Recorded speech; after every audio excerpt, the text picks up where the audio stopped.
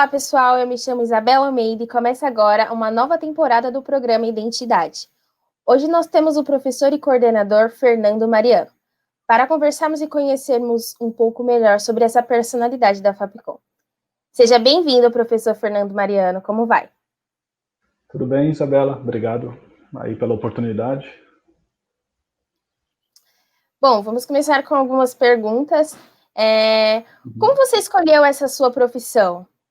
Eu sempre gostei muito de televisão. Desde criança, ficava fascinado com aquele aparelho em casa, né, com a tela em movimento, com imagem em movimento. Eu sou da geração que a televisão era a babá eletrônica, e tanto que eu até acabei entrando muito cedo na escola pelo fato de até então ser filho único, né, eu tenho um irmão mais novo, mas que nasceu depois de 4 anos, e eu ficava o tempo todo na frente da televisão, né? Então, era daquela criança que 8 da manhã começava a assistir televisão e ia até 8, 9 da noite. Né? E é tanto que minha mãe optou em me colocar cedo na escola por isso. E sempre gostei muito, independente de ser programas infantis, depois, com um pouco mais velho, comecei a assistir novela, programa de auditório, né? E meio que uma coisa que foi surgindo naturalmente. E com 9 anos eu entrei no estúdio de rádio pela primeira vez, que foi na Rádio Morada do Sol, em São Sebastião, aqui no litoral de São Paulo. E aí vi que o meu caminho era por ali mesmo, né? Ou no rádio ou na televisão, era o que eu queria ali para a vida. Né?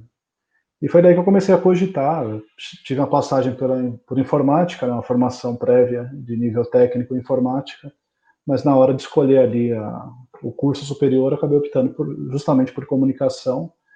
Na faculdade que eu cursei, né, que foi a São Judas, na época a gente entrava em comunicação e no terceiro ano optava por uma das 3 habilitações, né, que lá era publicidade, jornalismo e rádio e TV. E aí na hora de optar, desde que eu entrei em comunicação, tinha muito forte que eu queria rádio e TV, e aí eu optei por rádio e TV, e estamos aí já praticamente 20 anos na área. Né. E quando você ainda estava cursando rádio, TV e internet, algum dia se imaginou sendo professor? Então, no tempo de colégio técnico, eu tive ali a minha primeira experiência como professor, dando aula particular, né, de programação.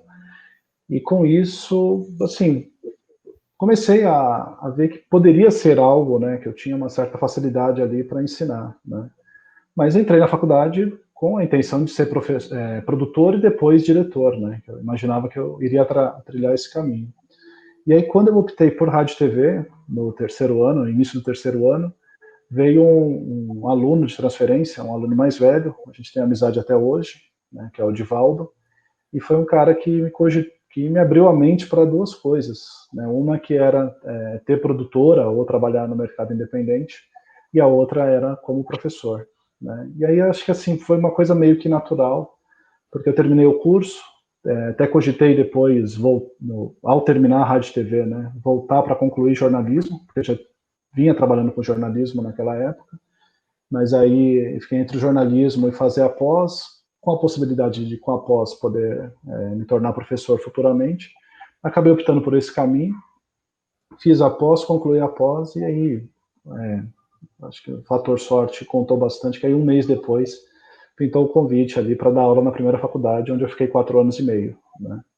E aí lá se vão já 15 anos, né, dentro dessa carreira acadêmica.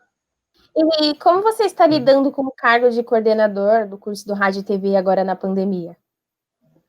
Então, foi um desafio, porque em 15 anos como professor e praticamente 5 aí como coordenador, né, sempre trabalhei com o presencial, né, sempre com a sala de aula ou com as reuniões, né, com o atendimento de aluno. O máximo que a gente atendia à distância era por telefone. Né. E aí é muito estranho, de repente, de uma semana para outra, de um dia para outro, o escritório que eu tenho em casa, que é um escritório que eu tinha montado para preparar a aula, né, e para as edições, enfim, para os trabalhos que eu tenho fora da faculdade, acabou se tornando uma extensão da Fapcom também, né. E nunca imaginei isso, né, nunca imaginei poder dar aula de pijama. Para mim foi muito estranho de cara dar aula sentado, né.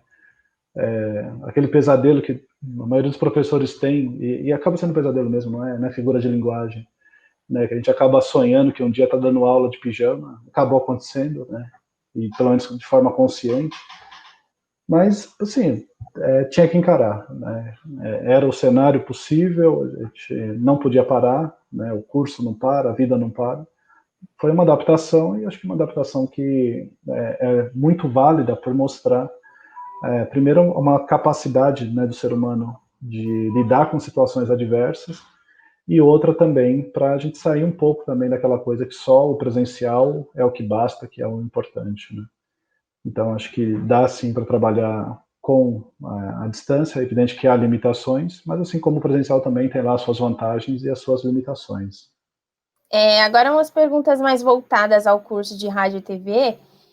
Qual a sua opinião sobre as emissoras de rádio atualmente? Você acha que elas precisam melhorar em algum formato? Ou para manter o ouvinte ativo, a melhor opção é deixar como está?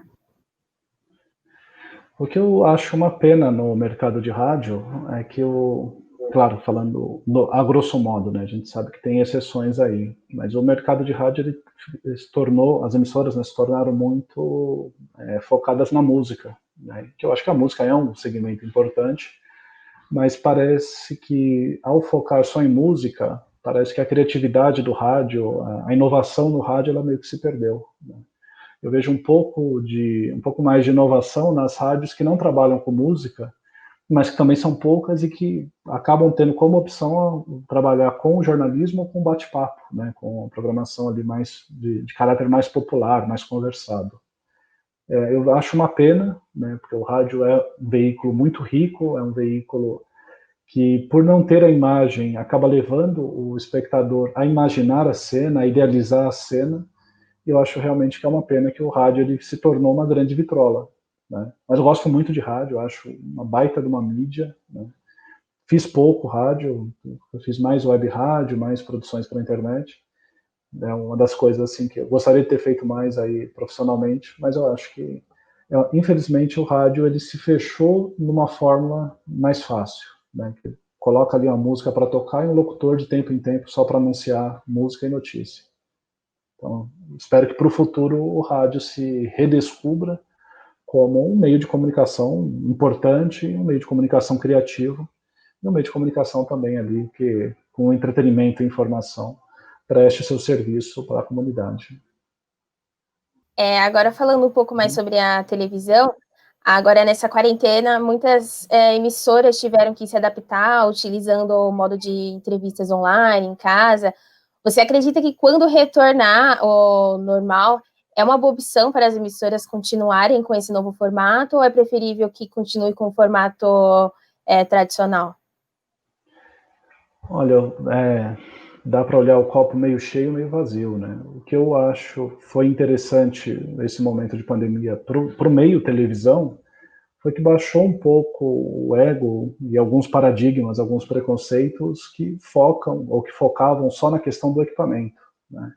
Então, para se fazer televisão, tinha que ser a câmera mais cara, precisava ser a maior equipe possível, o melhor microfone, o melhor equipamento de áudio, o melhor equipamento de luz.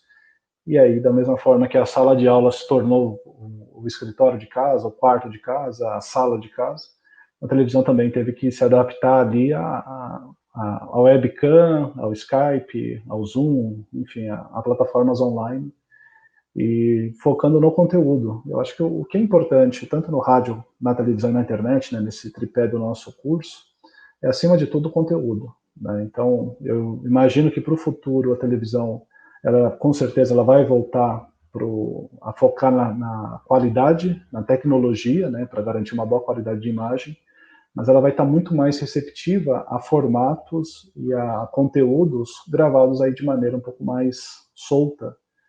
Solta talvez não seja o termo correto, né? Porque a gente está preso aqui numa tela, numa webcam, né? Não tem um operador de câmera do outro lado, não posso movimentar porque senão eu saio do enquadramento.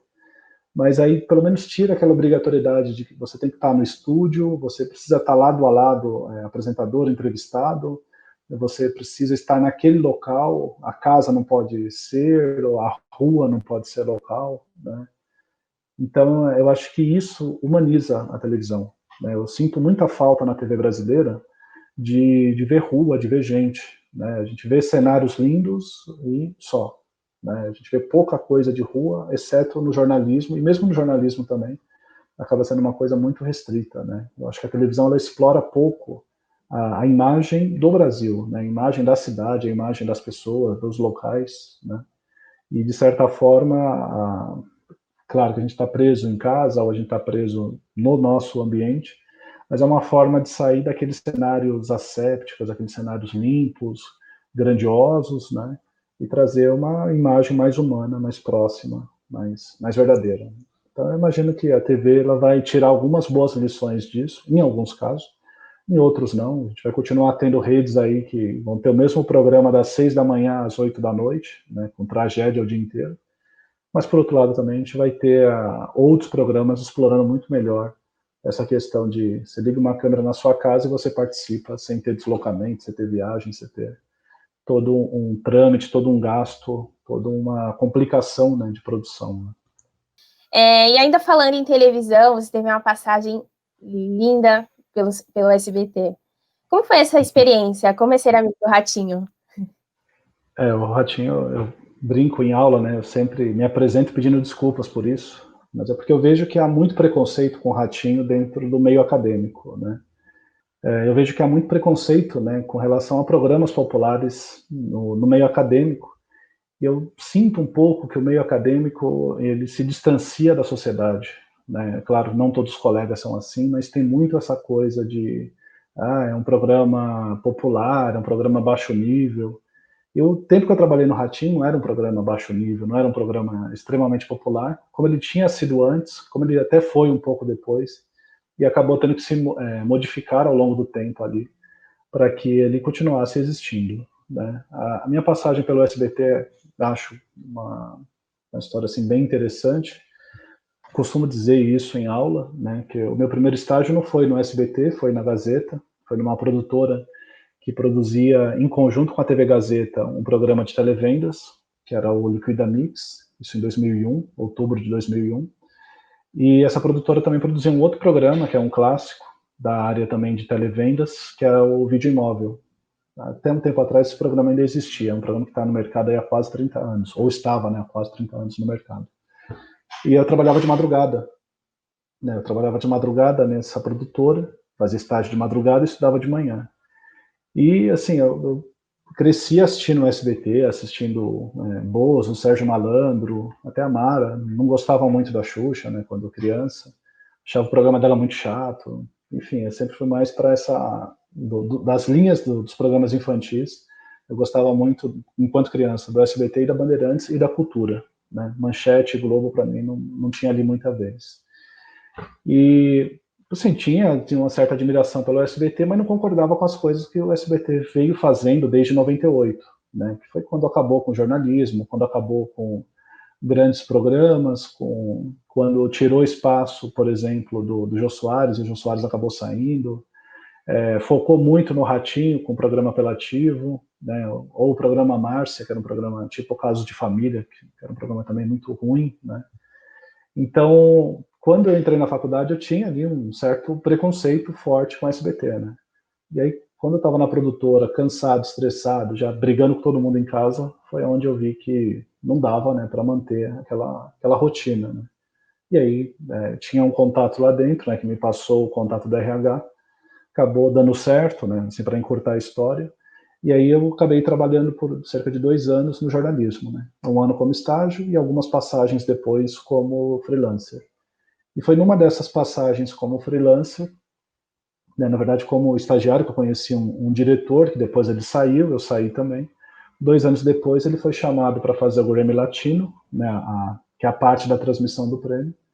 E nisso ele acabou me chamou pelo Orkut, né, então entregando a idade aqui, né, enfim, estamos falando já de 2005, eu já era professor nessa época, e aí voltei para um freelancer, era um mês, só a transmissão de um prêmio, né? Então, na época dava aula só de sexta-feira à noite e sábado de manhã, então não tinha problema.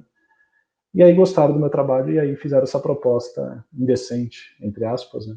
de ficar no lugar de uma produtora do Ratinho, de uma profissional, que estava indo na época para o Super Nani.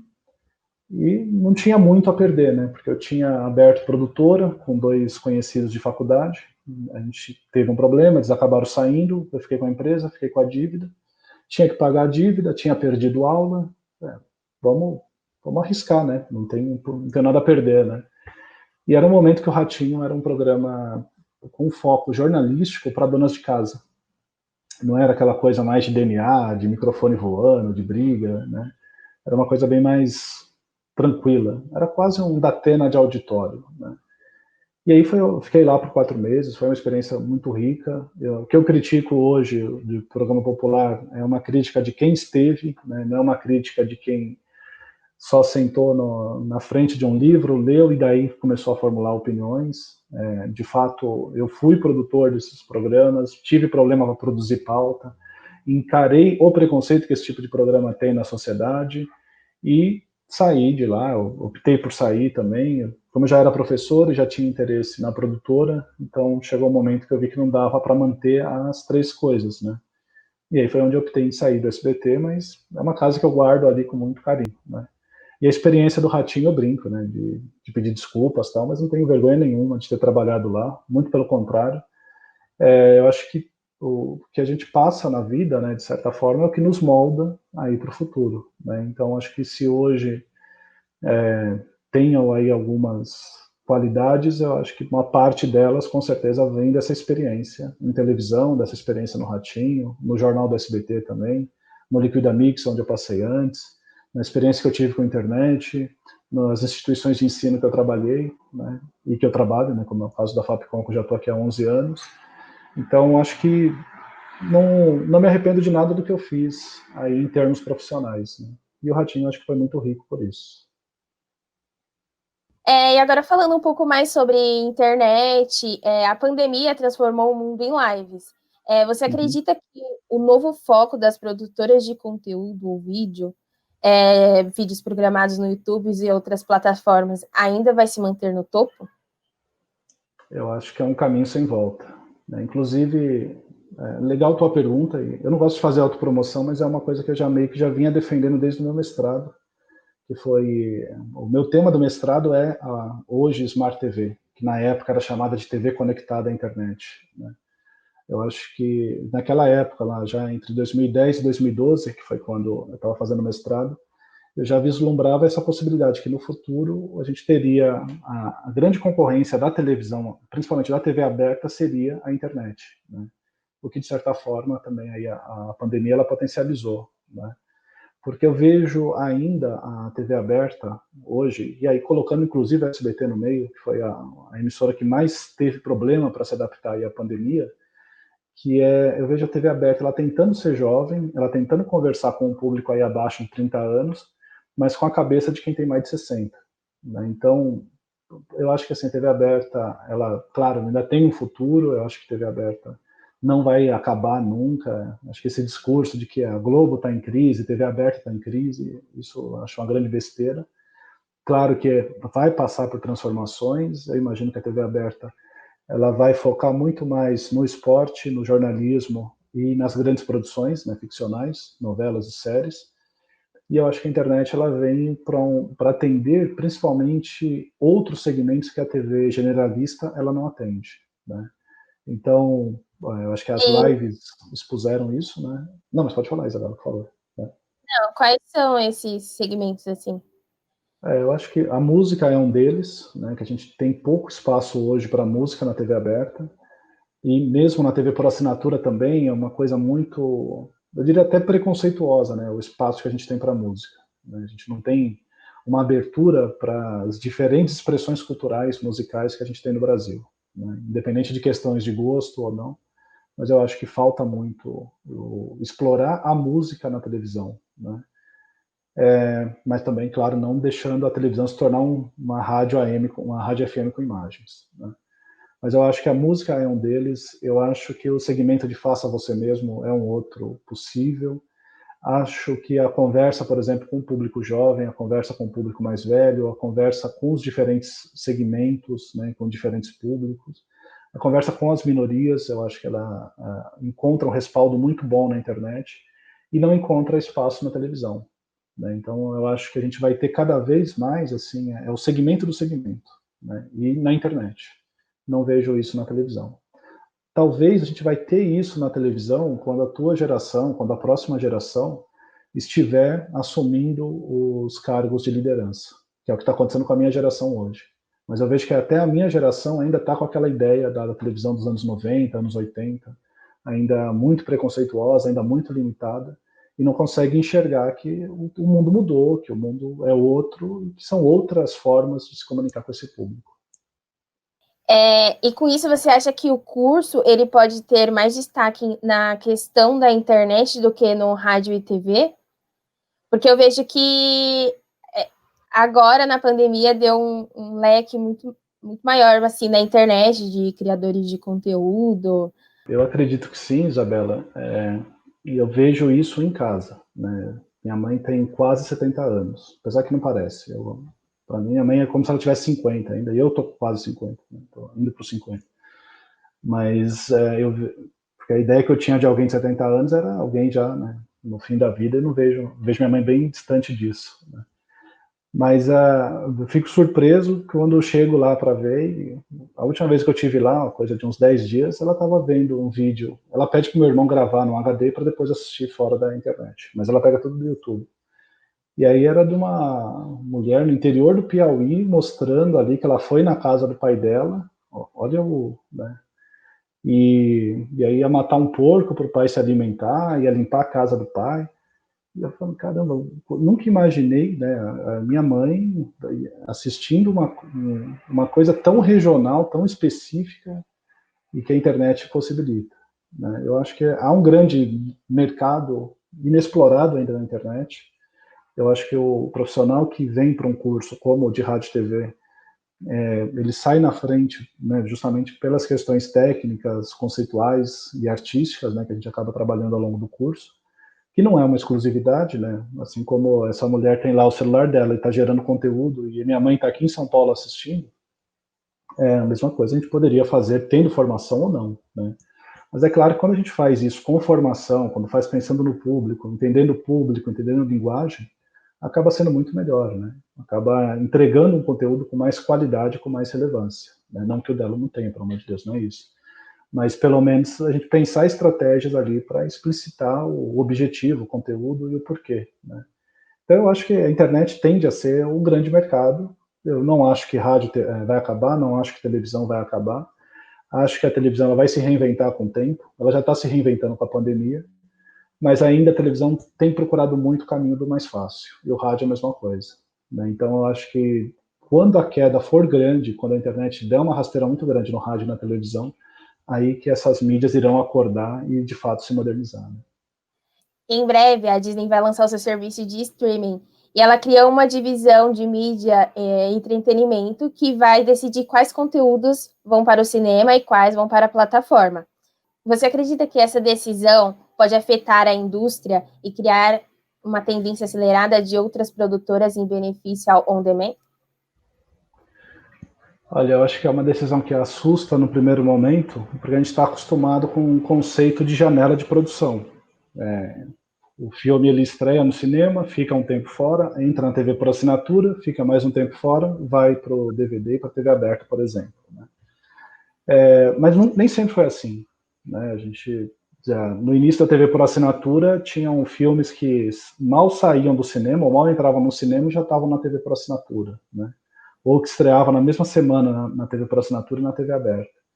Eu acho que o on-demand, né, as plataformas de streaming, como essa proposta que a Disney tem trazido agora, também derivada da pandemia, eu acho que ela vem trazer um passo a mais nesse conceito de janela de produção.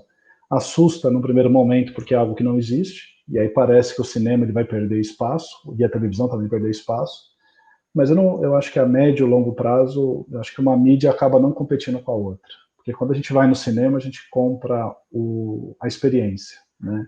É a tela grande, é o som espetacular, é a pipoca, é o ambiente escuro. E por mais que a gente tente, é difícil reproduzir isso em casa, tanto pela TV quanto pelo streaming. Então eu não acho que vai tirar espaço do cinema. Eu acho que sim, abre um espaço a mais para produções voltadas, né, para essas plataformas.